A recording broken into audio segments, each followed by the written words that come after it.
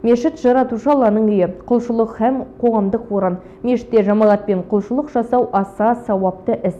Демек, мешіт жаратушымен сүйікті құлдарын тығыз байланыстыратын мекені. Біздің тілге тиек еткелі отырған мәселе қоғам және мешіт тазалығы төңірегінде болмақ. Толығырақ Шаннұр Әбдіраманқызы тарқатсын. Тазалық асыл дініміз исламдағы басты шарттардың бірі ретінде қарастырылған.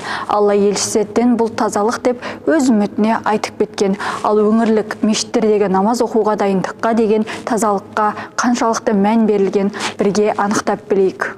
Ислам діні ең әуелі адамды рухани һәм материалдық ластықтан арылтуды көздейді. Алланы танып, құлшылық жасауда рухани танымын өсіруде, тән тазалығымен қоса, құлшылық жасайтын мекеннің де таза болуы хақ. Осы орайда Тараздағы орталық мешіттің халыққа арналған дәретхана бөліміне назар салдық.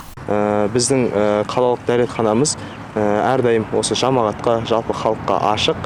Аптасына бір рет жалпылама генеральный уборка болып тұрса, күніге 2 рет, 3 рет тазалық жасалынып отырады. Тазалықтың мән жайын өздеріңіз келіп көргендей көрдіңіздер. Енді дәретханамыз жалпы ерлерге, осы мешітке келушілерге, барлық халыққа жақсы жағдай жасалынған. Ыстық су мен, жақтағы жуынатын бөлмесімен, дәрет қағаздарымен барлығымен қамтамасыз етілген. Мешітімізде арнайы осы тазалыққа жауапты мамандар бар.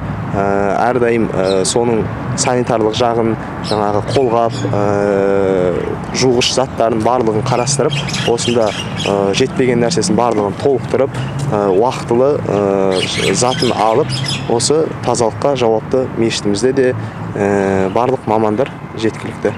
Орталық мешіттің тазалығы ойдағыдай. Осындай мешіттердің қатарында тазалығы сақталған мешіттердің бірі Айсұлу ана мешітінің де халық қолданысындағы ғұсылға арналған бөлімі таза. Имамның айтуынша, мұнда күніне 1 рет тазалық жұмыстары жүргізіліп отырады екен. Шаннұр Әбдіраманқызы, Әділжан Салабеков, Әлімжан Ақпаев, 7-7 News.